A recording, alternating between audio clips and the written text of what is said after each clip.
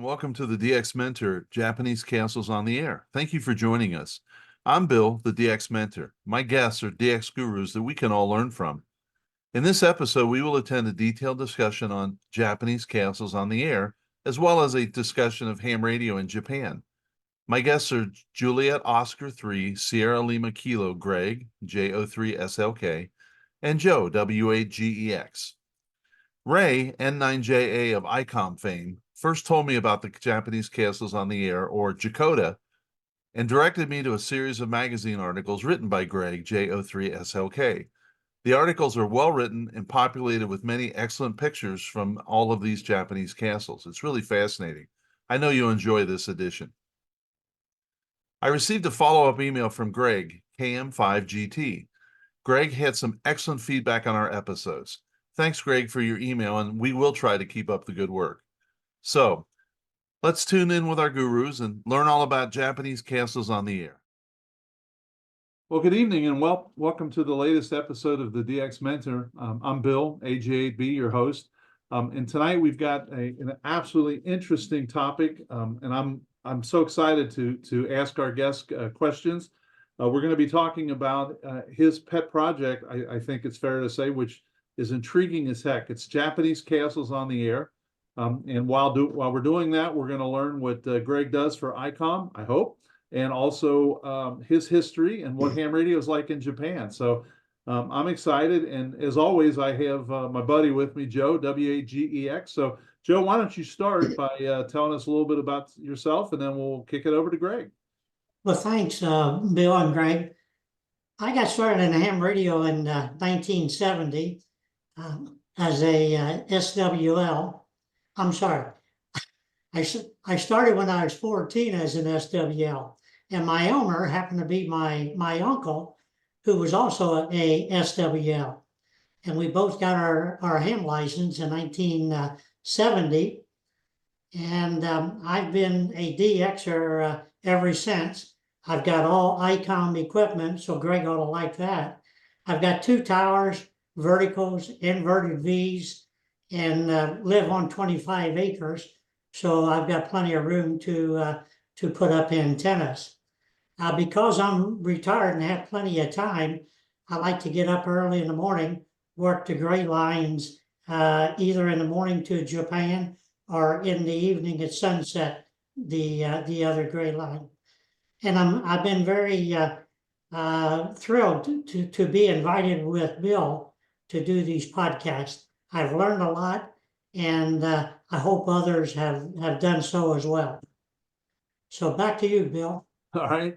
So, and we also have Greg Cook, Juliet Oscar 3, Sierra Lima Kilo, JO3SLK. Greg, tell us about yourself and get us going.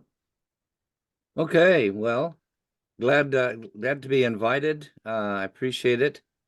I hope that I can give some information on a little bit on ICOM and a little bit about Japan operating, and then of course my Jacoda project.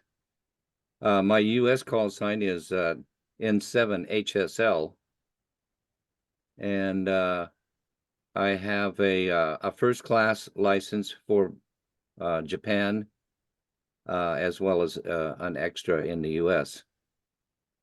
Was born and raised in Fresno, California.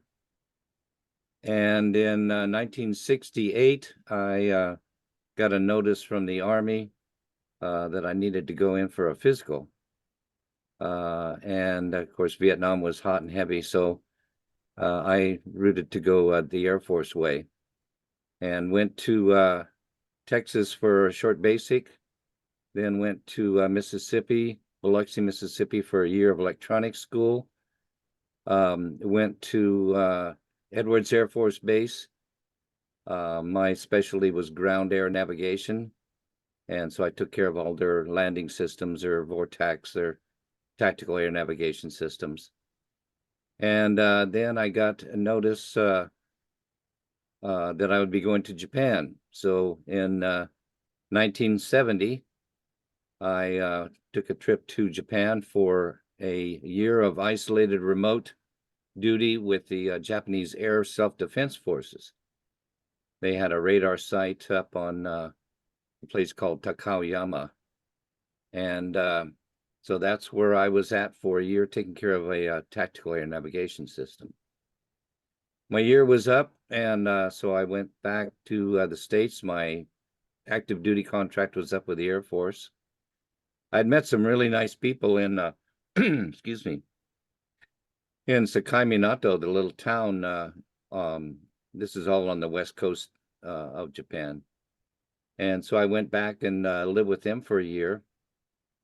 Then studied English, or taught English, and that's where I was introduced by one of the teachers who had been doing some help with a little small electronics company called Inoue Denki. And so he said that he'd like me to go there and have a little interview. So I did that and was hired at Inoue Denki, whose brand was called ICOM. And with two other Japanese guys, we formed the export department. And I started packing up and selling IC-20s, IC-22s, IC-21s, IC-22S. Bill, you don't look like you recognize those model numbers. I don't. They go back a long ways. Yeah, it does. Well, and I was licensed in 71, and I have never been into 2 meters, so those Yeah, aren't clicking with me. But those were they're 12 channel and then later 20 and 22 channel crystal control radios. okay, And I had to fight the sales manager to get 4 or 5 or 10 of them, because they had to be, the crystals had to be specially ordered, because in Japan it's 144 to 146 megahertz, and in the US, of course, it's 144 to 148.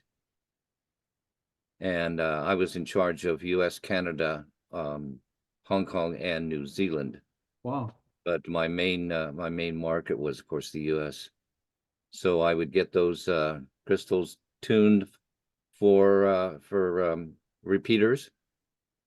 Had a rough time with starting out with 30 kilohertz separation, then some went to 20, and then some went to 15, and the customer wanted, of course, that to change, but when you've got a stock of crystals, it's hard to just toss them and go someplace else. Yeah. But Hmm. anyway, we worked it out, and I have just a little picture, a little trivia here for you. Here is a picture. I don't know whether you can see it all that well, but that's me, and that's a guy named Tom Gentry. That's a guy named Mr. Nakanishi, who is the sales manager for Japan. That's a guy called Bob Brunko, and then that's Mr. Yamaji, or Mr. Yamane. Mr. Yamane and Mr. Panezawa and I formed the department, export department. This guy here had NHE Communications, and this guy here had Aquarius Communications. Huh. And they would order, and I would pack them up, send them over to them. And they, when they found each other, it's kind of like, well, who are you? Who are you? Well, I'm going to be a distributor for ICOM. Well, so am I. Hmm. And Tom was in Dallas, Texas, and Bob was in Bellevue, Washington. And so they got together and said, well, why don't we just divide the country? So they, Tom took the eastern part of the US and Bob took the western part.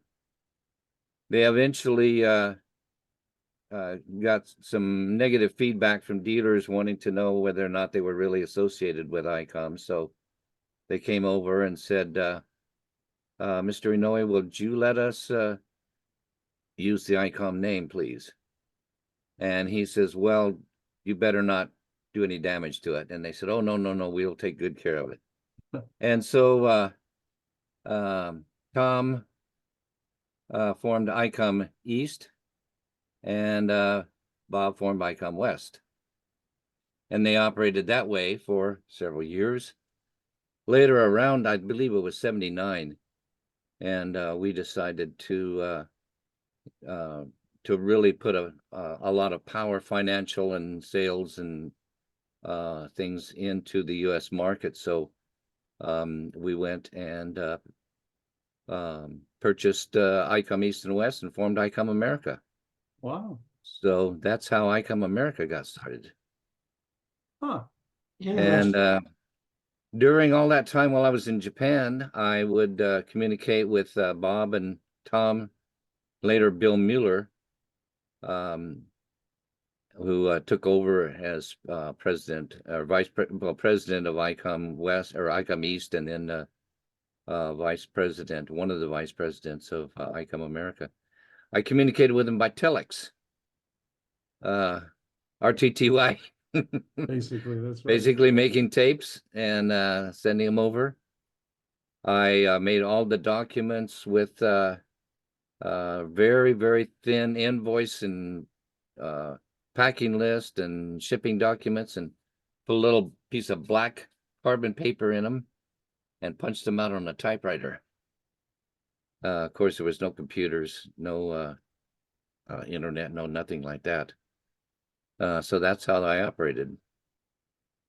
So that takes me to ICOM America, where I got my license, KA7HYW, and this was my first radio, was an IC2AT, and I was a technician plus. I passed my 5 words per minute novice CW test and the general written test. So this is where I got my start in ham radio. I really, really enjoyed it. So that kind of brings me up to that. I had unfortunately, I had a car accident, and so I was disabled for about 9 months. And after that, I kind of went off into another area of business. But I retired, and then in 2008, in December, I had lunch with the president of ICOM America, and I said, "Hey, you think there's anything I can do back in Japan?"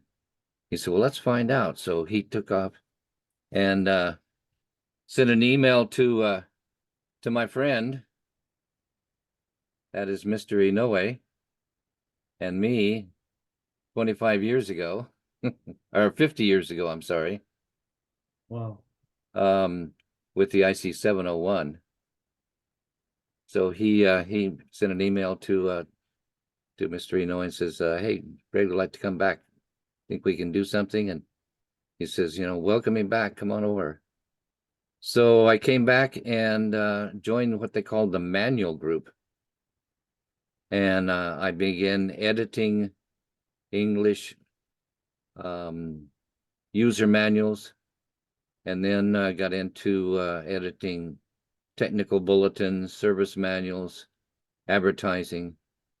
And so I've been the English editor for ICOM for the last, going on what, 14, 15 years now. Wow. So that gets me back here. Now, what about amateur radio? Well, I had my technician plus. So before there wasn't really, or I didn't know about any kind of reciprocal agreement between the U.S. and Japan on ham licenses. But when it came back, and I was talking to a buddy of mine, he says, "Well, let me check into it." And he says, "Hey, well, they do have one." So I was able to get with my technician plus, the FCC says they were automatically kicking those up to generals. So I got a letter from the FCC certifying that I had met the time and the requirements and everything, and I got my general class license, took that in, and I got a Japanese second class license, which allows you to operate up to 200 watts. and it gives you privileges on 20 meters, which some of the lower licenses don't have. And then later on, I went to the Kansai Ham Festival and took the test with the volunteer examiners, passed my extra.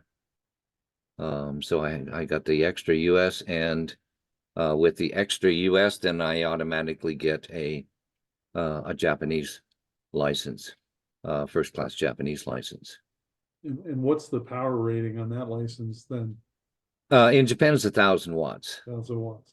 The problem with it is you have to have an inspection when you get a linear amplifier, and you have to get it all set up and everything, and then the inspectors come out and they check everything, check your grounding, check this, check that, output power and stuff, and then they go around to the neighbors and they ask the neighbors, has this guy ever interfered with you? Or they may even do some tests. I'm not sure at the time, but anyway, they have to get the neighbors to sign off that everything's okay. Huh. And then there's an expense along with it. So I figured I would just rather spend the money on antennas if I can, rather than amplifiers. Just a quick example of this is what a Japanese ham license looks like. I know you can't read anything on there, but it just has your name, your address, and everything. And then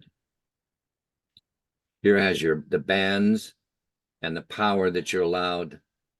And this one is my fixed license. And here are all the modes that I'm allowed to operate on. Wow. SSB, CW, RTTY, and some digital and stuff. And that's what, And 11, that's 11 by 17. A4 size, 8.5 by Yeah. 11. Okay. And so this is a fixed license, and this is for my fixed station at my home.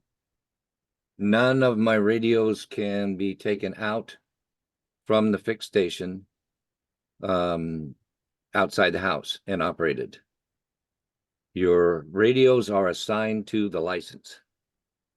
What you normally get is an amateur radio operator's license, which allows you to operate ham radio, but you don't get your call sign until you set up a station and apply for that with a radio. Okay. So the call sign is not really mine. It's the call sign of the radio station that I am authorized to operate. That's So J03SLK is my station license call sign. And then Interesting. you do mobile. Well, this is my mobile license. Mobile licenses are limited to 50 watts. For fourth class, I believe it's 10 watts. And they have restrictions also on HF frequencies they can use. And third class is, you think you can go up to 20 watts. And then from second and up is 50 watts. 50 watts maximum for any mobile station. And if you notice here, that's all blank. Yeah. This is the new format that they've come up with to make things a lot simpler, because before you had to request permission. For example, like when FT8 came out, you had to request permission to operate FT8, and you had to wait until you got your new license that had it listed. They've basically done away with it and said, if whatever modes are available to amateurs and in your license class, you can use them. So now I'm considered an A1M or an A1F, which is amateur first class mobile or amateur first class fixed. Wow. So that's your class of license. Very cool. Still, if I go down and I buy a brand new radio, I fill out the paperwork, make my application, and about 30 days later, my license comes, and then I can actually transmit with it. Wow. You cannot transmit until you get your license because the station has not been licensed to use that equipment. Again, your call sign is the station's call sign.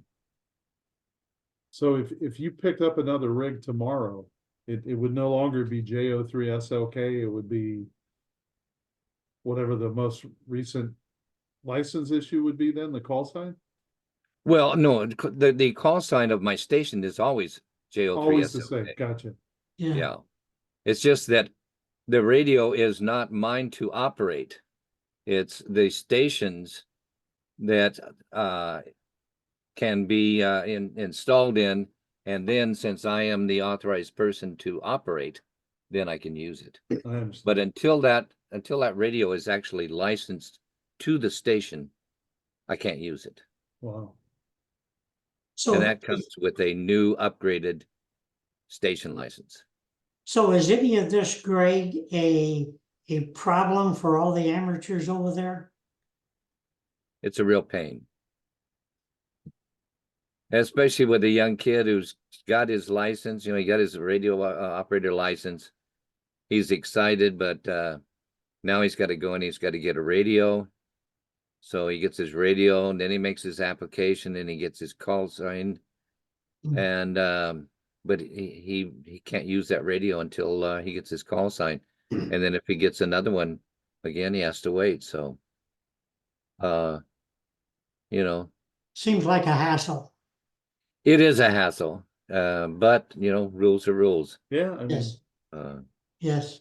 I'm sure there's some that if you've got an IC or an ID, say a 51 handheld, and you buy a new ID 52, which is basically the same type, and you go out and you operate the 52, and there are probably some that say, oh, I forgot I took the wrong radio. But again, it's not legal to do that. Greg, pretty much every morning, I get on FT8, work over into the Pacific Rim, talk to just many JA stations. And when you get their QSL cards, some of the guys and girls have got big towers and big antenna arrays. So is that a problem as well? Well, it is, because the houses are really so close together. If you go to my QRZ.com site, you can see I've got a roof tower. And it's hard. A friend of mine who does a lot of my licensing, he's really good and expert in all the paperwork. He has a tower, but he uses a cubicle quad because the Aggies would hang out over his neighbor's property. oh, And so mine's on my roof, and we had to measure it and figure out just exactly where you could put the tower so that it wouldn't touch the power lines in front or go over the neighbor's property line in the back. So it's the tower itself is not the problem. It's the antennas that you use and the location of the tower. Roof towers are very popular over here just because of that. You can stick it right in the middle and then, try to adjust your antenna size to match it. So Are the there a lot of- stations we work, Greg, on 160, 80 and 160, for example, for the most part, those operators would be out in the country? I would think so, yes. I really don't know a lot of people that work, especially 160. Yes. Some do with 80, but again, like I say, they're generally out in the countryside. or they're maybe using a vertical, Mhm. which I think Diamond and Comet and a couple of the other manufacturers, they make one for it. Are there a lot of club stations where, individuals, as opposed to having a station at their house, they just go to the club, or? Well, if you do that, Hmm. what you're doing is you're becoming a guest operator, and you have to have somebody there. Okay. Yeah. Yeah, that's right. Ah, And most clubs, they, for example, the repeaters here in Japan, there are no D-Star 2-meter repeaters. They have some FM. I'm sorry, there are no repeaters at all on 2 meters. On 430, you have repeaters, and those repeaters are licensed. They're actually owned by JARL on paper. The Okay. club owns them, but they're licensed through JARL because that's the way the Post and Telecommunications wanted it. So if they have any problems with repeaters, then they can just go to the JARL. They have one place to go to. And the clubs, if they have a repeater, then they will be up on top of a building someplace, but they won't have a shack with it. It'll just be stuck up wherever they can Yeah. find a spot. So the clubs don't have club stations a lot, if you will. The individuals have their own licenses and their own stations at home. And then they'll rent a room at a school or a community hall or something to have their club meetings. Okay. mhm. So you're involved with ICOM, obviously working there, and then you've got your own interest. How did we get to the Japanese castles on the air? I mean, that just, when I first heard that, it was like, I gotta check this. That sounds really interesting. And we're talking about old castles. We're not talking about, well, this was built in 1843 or something. These are significantly old castles. Hundreds and hundreds and hundreds of years. Yeah. Really? So just for everyone listening, and then I'll put it in the show notes. And I have it in front of, I have it somewhere, but what is the URL where they could go get this information? It's on your QRZ page, I think, right? If they wanted to look at everything you put together for all of the castles. The best way is to go to the FB News site. Okay, I was wondering. Okay, and I'll make sure that's in the show notes. Yeah. I don't have a website yet. I'm thinking about building one, and they are only on besides of course your site here in Japan. They're only on FB News, Okay. and they can check them out there. And if they look at one of them if they go into the worldwide area, and then up in the top left, there's a little button. It says back order, I think. Yes, that's right. Rather than back issue, I think it's called back order or something. Right. And if they click on that and then go to, I believe, January of 21 Yeah. was the first year. And if they look at that and they read down, then they go to the very bottom, there is a kind of a drop down window, and they can slide that and see all of the articles, and they can click on whatever they want. Yeah, But- I'll tell you, what impressed me were the pictures. Absolutely elegant gardens. I mean, but clearly, the castles that were designed to keep people out, So Mhm. it has all the ramparts and all the armament and stuff. But I was really, really fascinated, and Yeah. and I'll put a link to this also. We put it in our newsletter every other month. The next one, I think I'm up to number 7, but the first one was an introductory, if I recall. So I'm on like castle number 6 now. So how Okay. did you kind of get the Because, over here we have summits on the air, we have POTA. Joe and I kicked around the idea of breweries on the air. See, we thought that would be effective. That But sounds Japanese, good. yeah, so Japanese Castles was like, wow, I got to check this out. So how did you get the bug for that? And you have all your equipment that you need, and so kind of tell us about that as well. Okay, well, I had always been fascinated with POTA. I'm 75 years old, and climbing up the top of a mountain to do some ham radio is, I think, just a little bit out of my my operating area right now. So, but I liked POTA. There's a lot of parks around, but they usually have a lot of kids with them. And I looked at lighthouses. There's a few lighthouses around, but we do have a lot of castles. And when I was a kid, I used to build forts all the time in the backyard. And so I kind of had that, fortress blood in me. And of course, in Osaka, being here, well, I'm in Hyogo Prefecture now, but right next door is Osaka, and that's where ICOM is at. But Osaka Castle is, of course, a very, very huge, big, famous castle. I enjoyed looking at that. Himeji Castle, which was in the James Bond movies, very famous.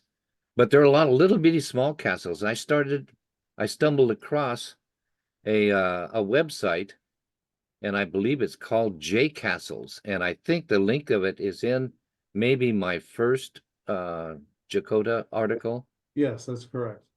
And if you go in there and you can sort by type, you can sort by prefecture, you can do all kinds of things. And they have fascinating hundreds and hundreds of pictures of each castle, history, and all kinds of things about it. I said, this would be really cool to go and operate ham radio. So I said, I wonder if there's anything called maybe CODA, Castles on the Air. So I searched and searched and didn't find anything. And someplace I found that was in Europe, and I believe that there is a COTA that was started by some Russians, if I'm not mistaken. And of course, Europe has a lot of castles themselves, but they're quite different than Japanese castles. So I said, I sent a couple emails, didn't get anything back, and I said, to heck with it. I'm just gonna invent Jakarta, Japan, Castles on the Air. And I'm going to go out and, take some pictures because I'm a amateur photographer. And so I'm going to take some pictures and operate ham radio. I needed some equipment. I had the ICOM equipment. I needed some antennas. So I reached out to Chris at Buddy Pole. And I said, I really, really would like to get a Buddy Pole system and use it for this castle project I have. And so, he gave me a little bit of a discount, helped out a little bit with the shipping and stuff. And but very, very nice, helpful guy. And I love the Buddy Pole system. It just works so well. And so I've gone through little carts and other places. I've gone with a kind of an airport carry cart with a seat on it to haul around to these different castles, and put up basically each time I put up a 40-meter vertical. And I have their balun and current limiting or common current filter switch, and it just works really, really well. It's small, and it made it so much easier because when I go to a castle, I go there first and I take pictures. And that satisfies one hobby I have. And I asked the people at the castle, I operate a ham radio. I would like to operate here. Would that be okay with you? And you get a sometimes ham radio antenna. And I go, no, no, no, no, no, no, no. So I, showed them the little, nice little compact buddy pole vertical. And they say, some of them will say, yeah, okay, yeah, that'll be all right. As long as you, get off in a corner someplace. And then others I had to actually make applications. I had to fill out applications on what it was, when I wanted to do it, and this and that. Okay. And it went through city council, insurance liability concerns, and stuff like that. And so then when I got permission, then I would go back and get there early in the morning, set things up, and call CQ or go across the band and see if I couldn't contact people that were calling CQ. There is a lot of activity on 40 meters in Japan. I'll just take a quick. Boy, with my vertical, I don't think I've ever heard that. That is 40 meters on Japan right now. Wow. Ah, That is one full waterfall. And they are all over, right down to CW, all the way up to the top. Huh. And it's like that almost all the time. I don't want to divert from the Dakota, but I'm also very interested in propagation in Japan. I mean, we know, in the US it varies, from California to the East Coast. And so I'm kind of curious what and the other thing, and I guess to dovetail to that, is that I didn't realize until I really got ready for this is, Japan's actually a fairly long country from top to bottom. So, it looks like you have quite different temperature ranges or temperature variance from the top to the bottom as well. So I'm wondering how all that ties together, how you have found propagation over there. It's a very wide country. It's long, and then it sweeps out this way. So there's the eastern area and the western area. Okay. Hokkaido being the top island, which is quite north, and then it comes down and swings, and then you go through the Tokyo Nagoya area, and there it stops, and then you go from there to farther west, and then to Kyushu Island, and then down to Okinawa. That is quite a bit different. I had a net yesterday, and a friend of mine from Okinawa came on and said, oh yeah, it's 23 degrees there, 23 C, which is it's quite warm. That's summertime. And right now it's 3 degrees Where you're at. where I am at right now, with a real feel of 1 degree, which means you add the humidity and stuff in, and it's cold. I'm about 3 degrees colder than Osaka. We don't get a lot of snow. You get up to the northern part, even the northern half of Japan, a lot of snow. And of course, Hokkaido gets very, very snowy. Yeah. And then the western part and down, not so much snow. So there's quite a difference in the weather. Then of course we have hurricanes and stuff too, but propagation wise, most of my DXing, if you will, has been domestically in Japan. And so and as you can see, the activity all the time, I really haven't paid that much attention to propagation that much. Where I find it good and necessary is going south where I talk with Papua New Guinea, Australia, Taiwan. There's a couple of beacons on Taiwan. When 6 meters opens up with a scatter or something, it's like 2-meter FM. And right through, you just start getting involved in the conversation. It's gone. It's gone. It's gone. So you do it quick. Wow. But Malaysia, Hong Kong, Indonesia, New Zealand, for me is not that difficult to do at all. Yeah, I'm looking at the map. That's kind of a chip shot, really. Mm. But then Yeah. Spain, France, that seems to be a little bit further. Yeah. And Greenland and then Western Africa would be a challenge too, I Mhm. would guess. I have worked South Africa on 15 meters. That was about 10 years ago. Okay. Maybe 8 years ago.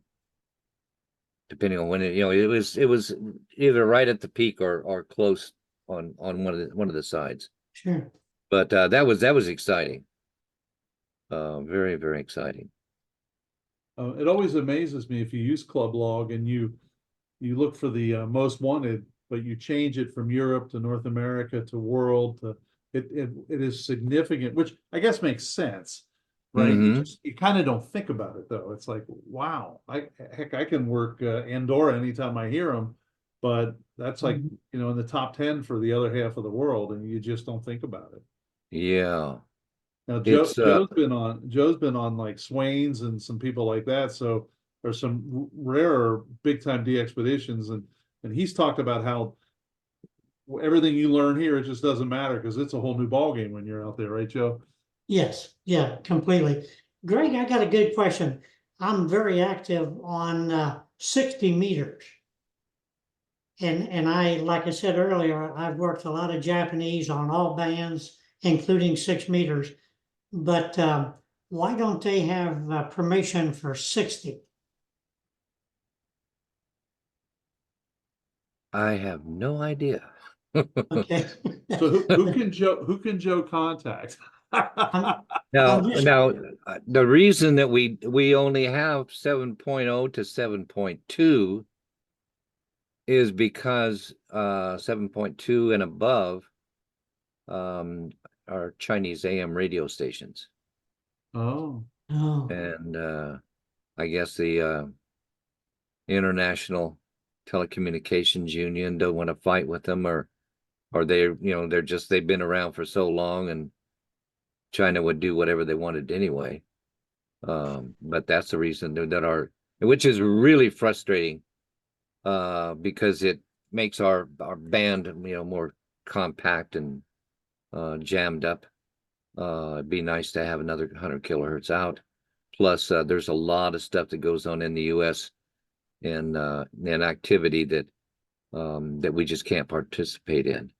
I mean, I can set the radio up and listen, but and I could work split, but why?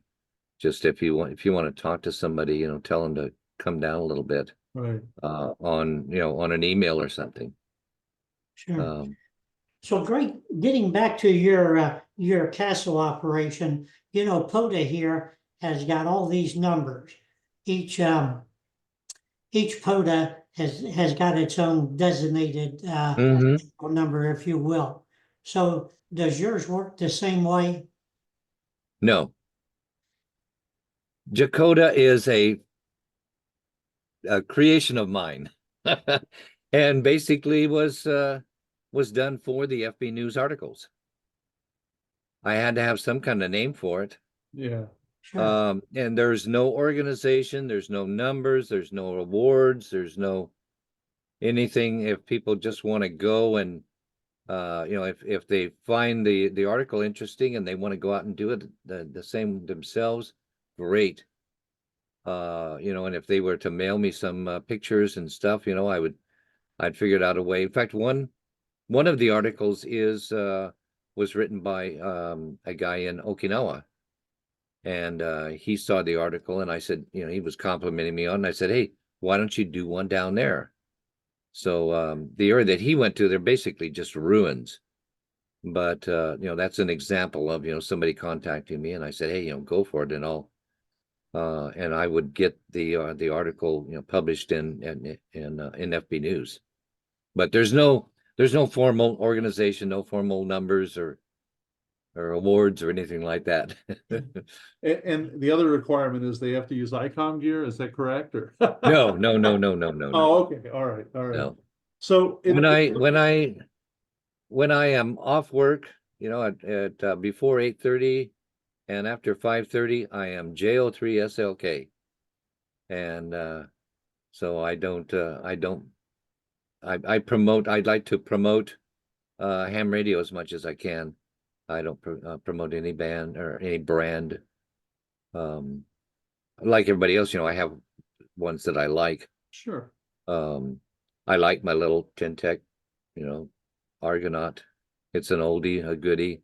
The string is broken across so I'm gonna have to get the string fixed so I could use it on the frequency. But most of my equipment is ICOM because they,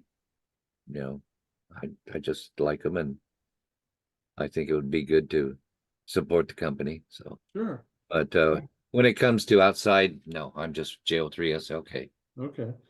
So it appeared from reading the articles that it was your first time to visit quite a few of these castles.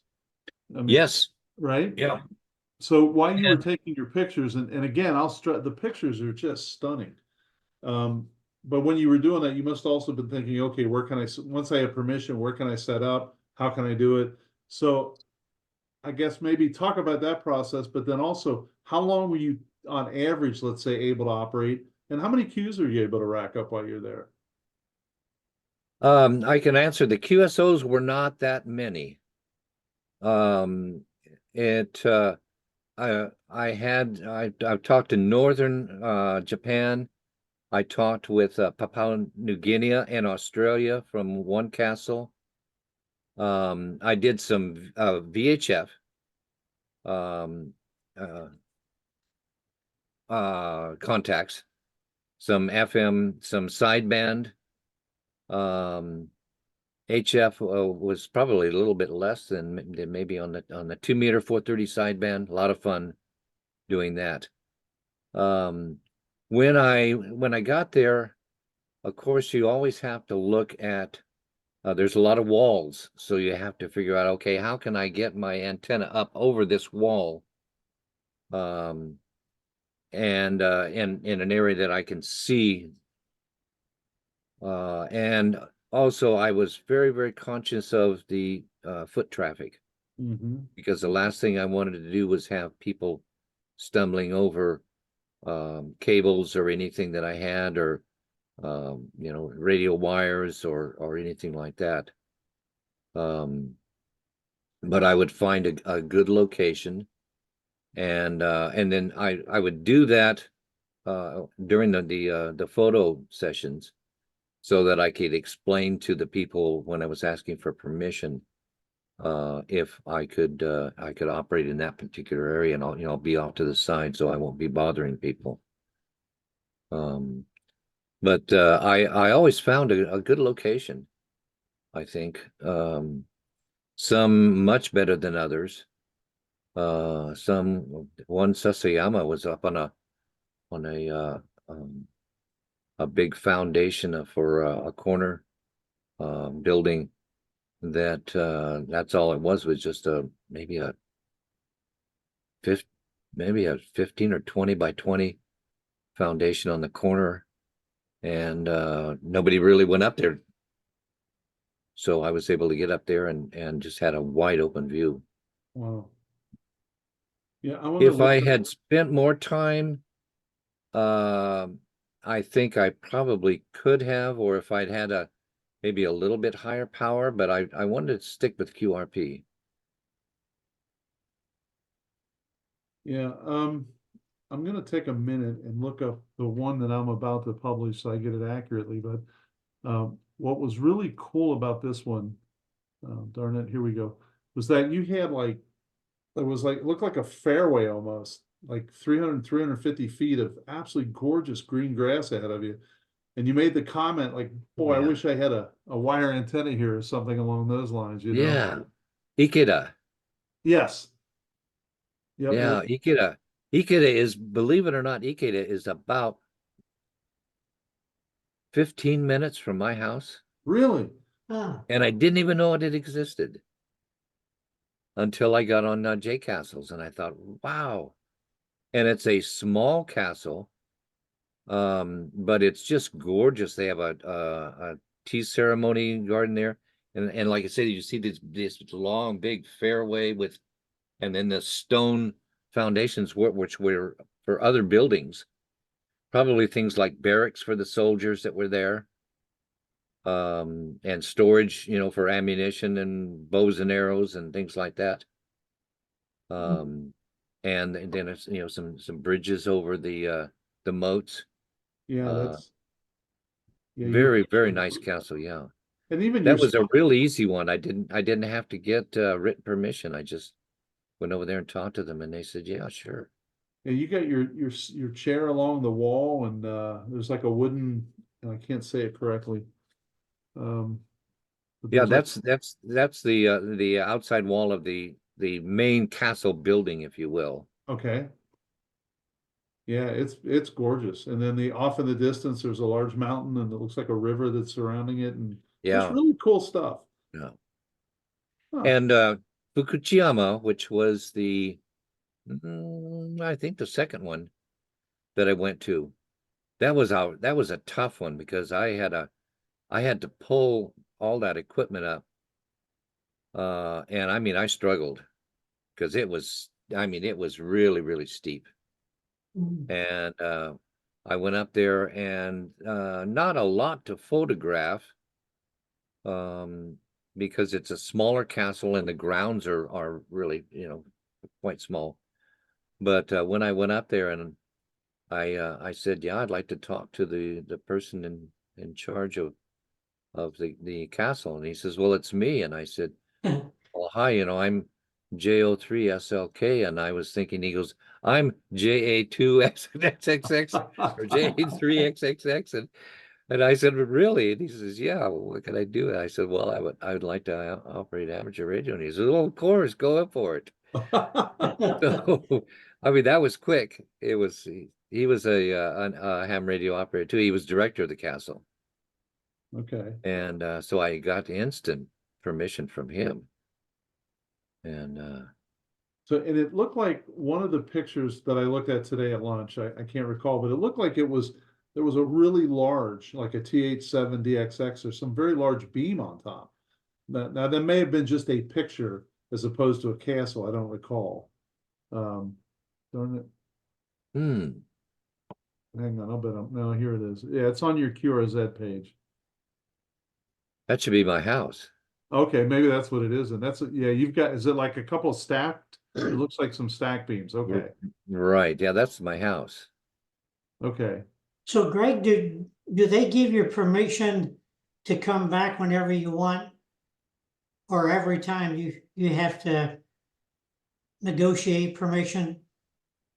Well, I only went back once. But when I asked for permission, I said it may be a week or two, but I will give you advance notice. Okay, And the one or two that I actually had to get written permission from, I had to set a specific date sure. and to let them know. But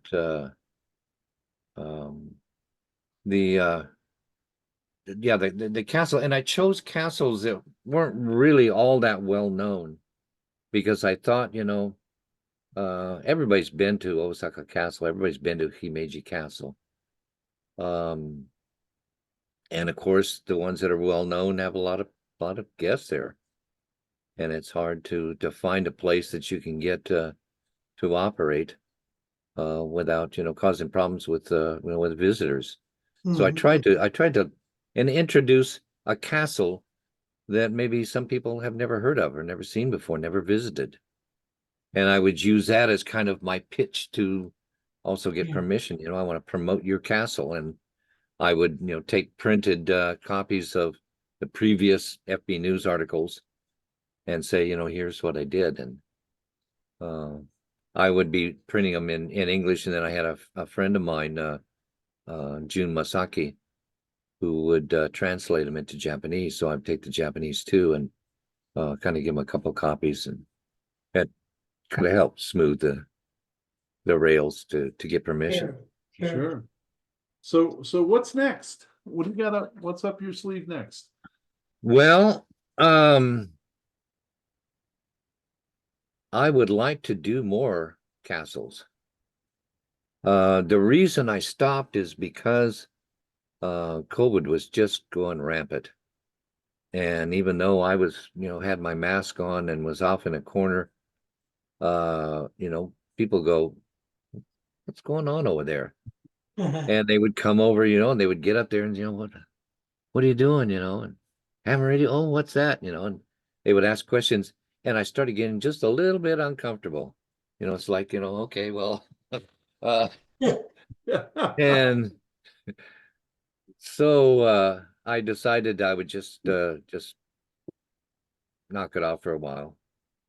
And but I'd like to get back doing it again, because there are tons and tons of castles that I'm interested in seeing them, interested in photographing them, and interested in operating from them. So as far as your pictures go, and again, I can't stress how nice they are. What do you do anything with those, like professionally, or you're just taking them for, your own edification? Just for the articles and for my own satisfaction. Okay. I'm really disappointed in the very first one, because and they were printed so light. I mean, those autumn leaves are just gorgeous. The Sonobe, is that? Right, Sonobe. Yeah. Okay, yeah. You're now that you say it, you're right. It looks a little washed out. Yeah, but they were just absolutely gorgeous. So, but I submit my articles, and I don't have editorial say so. But Terrific. I think they've done a pretty good job. But the photography is, I like doing waterfalls and rivers, and of course autumn is wonderful. I prefer actually autumn over springtime, with the cherry blossoms and things. And I'll tell you what else. A couple comments I've gotten back from a couple club members in our Southwest Ohio group. They like the fact that it's you don't just send pictures of the gardens, but it's kind of like, and I'm looking at one in particular. It's literally the setup. So here's the vertical, here's the equipment. You've got another one where you're showing the rig expert, the frequency sweep, and they like that, because it's like, okay, you're really into it. You really did have to set it up. Here it is. It's working. So if you're going to do future ones, they a couple of guys really appreciate that, so they can see what Excellent you're doing. feedback. I appreciate that. Yeah, I'll be sure to make sure that gets in there. Well, you have to keep us in the loop then. If you're going to do this again, maybe we can work here, at least hear you. Oh yeah. Yeah, if we get, I don't know whether 10 meters. Actually, yeah, when I talked with Papua New Guinea and Australia, it was during the 10-meter contest. Wow. I was on. In fact, I think if you look at it, and it's probably, one of the later ones. In fact, it was right towards the end. And I had the extended whip antenna up with the coil on it. And then I used another coil and extended whip out at 90 degrees as the other side of the dipole, rather than a radial wire. And I could do that. In fact, I don't think I even needed a coil, because it was on 10 meters. The extended whips were long enough. I think they're, I can't remember now, but they're quite long. And I think I didn't even have to have a coil for 10 meters. Huh. And I talked with Papua New Guinea and Australia on 10 meters. So that might be when 10 meters opens, it's Oh, yeah. wonderful. Dogs. Yeah, one of my most treasured QSL cars, and of course I'm drawing a blank on the call. It was my roommate and I in 1977, 78, 79. We both had these little Cobra CB radios that we moved to 10 meters. And I was traveling down I-75 one time just north of Middletown, which doesn't mean anything to you, but so about 40 miles north of Cincinnati, let's say, and I worked Japan. And I almost Really? wrecked the car. And I know, I mean, I know it was the peak of sunspots back then, but it was still the idea that I had this, an 8-foot whip basically, and it's 5 watts, or maybe we queued it up a little bit, but still, I worked them, and it was like, oh my gosh, I can't believe I did that. So Yeah. you're right. When 10's open, it's open, and it just doesn't take a lot. So No. Joe, Joe, anything I forgot or that you want to follow up on? no, this has been very, very interesting, Greg. Thanks for coming on and sharing all this. I think our podcast listeners will really, really enjoy this. And I should point out it's 6:58 local time here in the evening, and what is it there? 8:58 a.m. in the morning. Right. So Yeah. so you got to go get your Pop-Tarts out of out of Well, the actually, and have your I breakfast. I have to turn around, and that is my work desk. Oh, okay. Oh, yeah. So your commute will be a little bit tougher today, but Yeah, yeah. Yeah, well, I did turn it on, and I got linked up to the servers, so I can always say, boy, that VPN just went out on me, and I couldn't figure out Yeah. how to make contacts. you've How been did talking that to my happen? users. Uh, I got to but what tell I you, would like to do is I would like to end up with, you were talking about one of your most memorable QSLs, and here's one of my favorite QSL cards. Can you read that? HJ1RL, and that's the JARL Showa Station. That is the JARL station in Antarctica. oh. Oh, yeah, because I see the penguins in the snow. Sure. Right.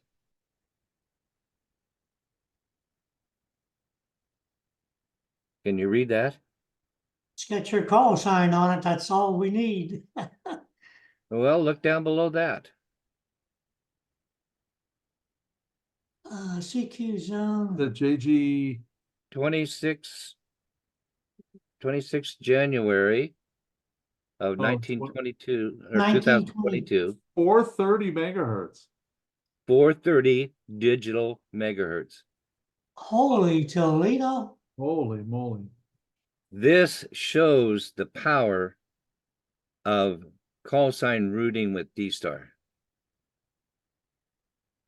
And I went through the internet with his call sign in the to field and my local repeater in the from field, and hooked up with Kondo-san, JG3PLH in Antarctica. Wow. Gee, who would have thought? So that's that I keep in a special drawer. Yeah, well, congratulations on doing Yes, that. very Yeah. much. So that's my argument for, I know a lot of guys don't QSL more anymore, but I do. And there's a Yeah. few, I've got, 15 or 20 set aside that, boy, if I want to reminisce and really think about things, I can just look through them and Yeah. enjoy that. So, Yeah. wow, very good. Well, Greg, anything else you wanted to mention, even if it's off topic or?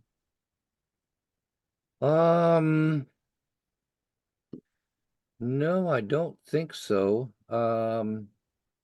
I just have been doing a lot of planning on emergency situations.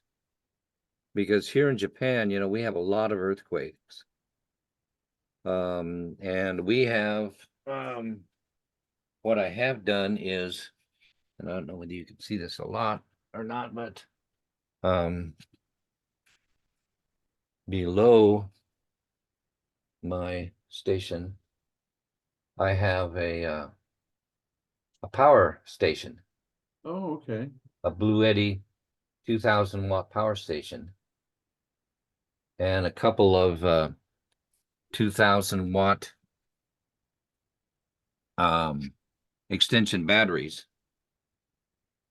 and those will power my station when the big one hits, not if, but when. And so that's something that I'm really kind of getting into, is emergency work, trying to get prepared, trying to get maybe some of the my club and others involved a little bit more. There are clubs that do get involved. I'm also getting involved with the Boy Scouts in amateur radio, to try to promote more ham radio in the Boy Scouts. I was a Cub and Boy Scout myself. And they can also, when they get to be scouts with a mature age enough, they can certainly help, because there is a Nankai Trough, which goes right along Osaka Wakayama area. And when that breaks apart, it's going to flood Osaka. I'm up about 170 meters above sea level, up above, up in the mountains, so I don't have to worry about that. But we get earthquakes, and when they shake our house just as much as anybody else's. Wow. So, but promoting amateur radio for emergency and with the Boy Scouts is kind of another area that I'm really kind of getting into, and I learn a lot from Aries and other programs in the U.S. I do a lot of searching and stuff on YouTube, and I've downloaded some of the brochures and stuff, and I really appreciate I followed a lot of stuff on when Maria with Puerto Rico. So that's kind of that's one of my next steps, besides reviving Jakarta. Yes. Well, we'll certainly keep us in the loop, and if there's anything we can do over here, we'd be happy to do it. We're also looking to promote things. So Yeah. if Joe and I can get stuff together for you, and I mean, I can't imagine what it would be, but if you think, hey, if you guys have any contacts here or there, this would be great. We'd be happy to do that. Sure. And Okay. I'll continue to send you the newsletter every month that we Great. Yeah, I enjoy reading it. Good. Well, I got another one dropping in a week, and it's a solid 63 pages. So there's a lot of Ooh. you'll be able to fill some lonely hours here in the next couple weeks. Okay. And Sounds good. I will put the link and everything else in the show notes, and that way people can get to it. And I'll direct them to our newsletter as well if they want to look at those back issues of your castle. So, Okay. but listen, I know it's first thing in the morning over there, and you've moved your work schedule for us, and I really appreciate that. And No problem. I've really enjoyed this. Like I said, when we were talking, even before we quote went on the air, we wanted to be kind of let's just have a cup of coffee and sit around and talk. And I've really got that feeling. Mhm. So we Yeah. absolutely achieved what we wanted. There you go. There you go. Okay. All right. Well, thank you Great. so I much. really appreciate it. I'm sorry if I was a little wordy. No. No, I figured that, if I kind of give the scenario, through, especially in the beginning, that it might make a little bit more sense of how I got my, licenses and stuff and activity and here in Japan. So, I and got if 100 anybody comes over, if anybody comes over to Japan, you're feel free to give out my email address, and I can take off time and maybe even show you a castle or so. Maybe take you to eat at a castle and Yeah. Or something, show you a little bit around the area. That would be Uh, cool. Do that. Yeah, that would be very welcome. So, all right. Well, thank you, sir. And Greg. Okay. I'll Thank stay you in very touch much, with you Greg. and- Very informative. Appreciate it. Thank you. Yep. Yes, and sir. I'll be in touch. Okay, great. Thanks, buddy. Alrighty, bye-bye. Bye-bye. Bye-bye. Did you learn something? I certainly did. I'm ready to hop on a plane and start tracking down Japanese castles on the air. Of course, in the show notes, I have a lot of details about the articles and the pictures and other things we talked about. Thank you for joining us on this edition of the DX Mentor. I would really like to thank our gurus on this podcast, Greg, J03SLK, and Joe, W8GEX. I'd love to have your feedback, answer your questions, and provide help with any amateur-related issues that you might be having. Please drop me a line if you've achieved an all-time new one, received recognition, or you have a DX event that you'd like us to mention. We'd be happy to do that. 7-3 for this episode, and thanks to my XYL Karen for her love and support. I'll see you in the pileups.